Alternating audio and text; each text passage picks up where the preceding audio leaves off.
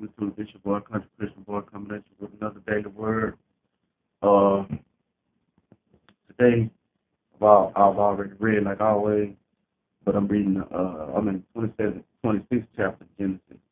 Uh, right now, at this time, Abraham is dead, and his son Isaac, he's got married to Rebecca, and they're in the land, which a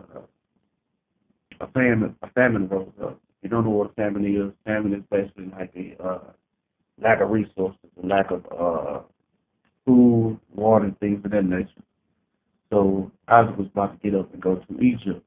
However, God appeared to him and told him, "Do not go there. Stay in the land that I gave that you're in, because I promised this to your father, which is Abraham." So basically, God is keeping that covenant alive that He promised Abraham. Abraham was not able to see it. However, God is continually keeping His promise through His son Isaac.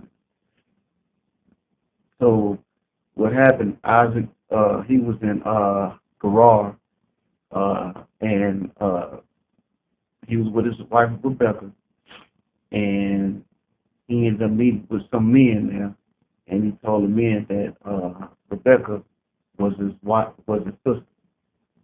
Rebecca was his wife, really his wife. So it sounds just like, his father Abraham. Abraham lied on two occasions that Sarah was his wife. But God did the same thing for Isaac, came in and saved him, because he allowed um, Amalek, which was the king over there, to see them together. And he then told Amalek, then told all the men in the land that whoever touches Isaac's wife, Rebecca, will surely die, or whatever, because he was upset with Isaac that he lied, because he was saying uh, somebody could have slept with your wife. But we got to realize that God will protect us. God will be with us. He will protect us. We just have to lean and depend on Him. So Isaac was able to stay in the land of Gerar, and due to him obeying God, he prospered. Even when there was a famine in the land, Isaac prospered. He prospered hundredfold. For he had, it says, start Genesis 26:14. It says, for he had possessions of flocks, possessions of herds, great store of servants, and the Philistines envied him. In this land, everyone was suffering from the famine. However, due to Isaac obeying God, he was able to prosper. He was able to sow in the land, uh, and prosper from the land, get food, and later on he dug well, which produced water. So that's the thing, right now in America we going through the debt ceiling, uh, a recession or whatever. They say it's still going on, but however, like in these times, even in these times, God could still bless you. But what we have to do, we just have to lean and depend on Him. We have to look to God. I don't look to Obama to save America. He can't save America. You know what I'm saying? I don't look for the Democrats to save America. They can't save them. I don't look for the Republicans to save America. They can't save America. Only person that can save America is God.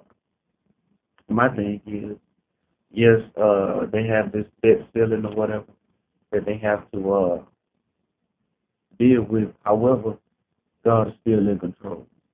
At the end of the day, God will make a way out of no way.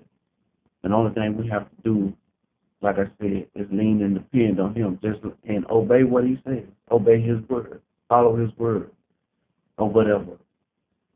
Just like Isaac did. Isaac obeyed God. Isaac could have went to Egypt where it was going to be easy. There was no famine. He would have had resources. He had a way to get food and water and everything like that. However, God told him to stay in the land where there was famine, and he still prospered. And that's what I'm saying. even in this time, no matter what's going on, no matter how hard it seems, no matter how scary this thing with the debt ceiling is, that if they don't make a decision by August the 2nd, which is next Tuesday, that we'll be in debt and it's going to hit the economy real hard. God is still prosper. God is still bless you. God will still make a way for you. God will still allow you to live a great life, comfortable life, a wealthy life. Wealthy life, roof over your head, money in the bank, vehicle to get you to and fro, a job to go to, loving family, friends, and loved ones, and all of that. But at the end of the day, you just have to believe and depend on Him because He's the only one that's going to make a way. Like I said, I don't agree with everything Obama said. I don't agree with nothing most of the Republicans said. But I know there's a limit with Obama. And the limit is he can't save this world. Obama is a man that looks to God. And that's what he's trying to get this nation to do. And he said it on different occasions. But we, as a people, we have to look to God ourselves. And He will bless us in the midst of all of this foolishness, all of the fighting, all of the disagreement, all of the things with the war, and all of this. If we look to God, He'll still give you peace in this time of trouble. He'll still give you peace in these hard times. He'll still give you peace in bad times. And even though we have this so-called recession going on, or the U.S. is in trouble, you still will have joy. You still will have happiness with God. So, lean and depend on God. Trust in God. Do what God wants you to do, and you will be blessed. For those Christians out there, or those that are claiming to be Christians, step it up. Because the world is looking for us. They may not say it, but they're looking for Christians, real Christians, to stand up. If you notice, Christianity is the number one targeted religion in the world.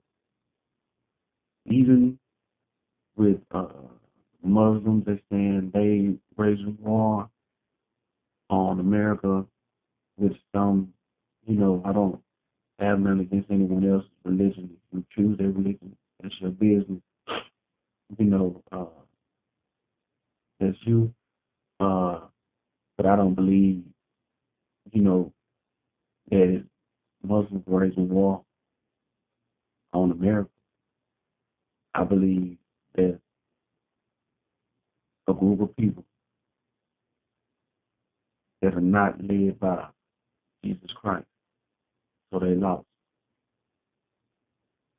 or whatever. So, with that being said, real Christians, we need to stand up.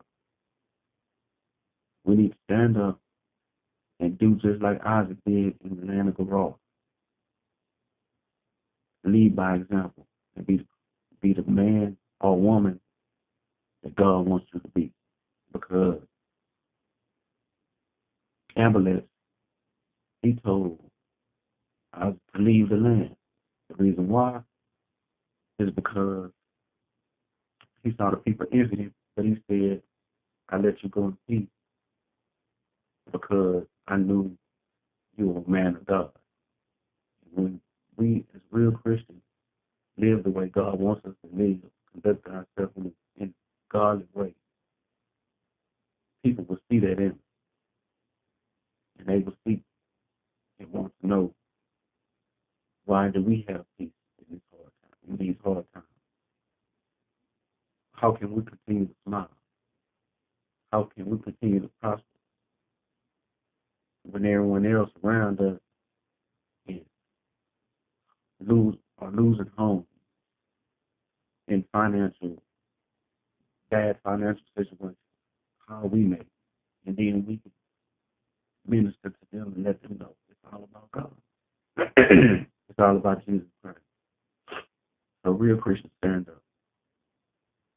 Everybody out there, look to God, turn to God, and He'll make a way out of no way. And we will be blessed, and we will prosper 100%. So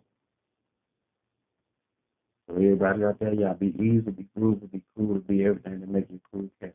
Oh boy.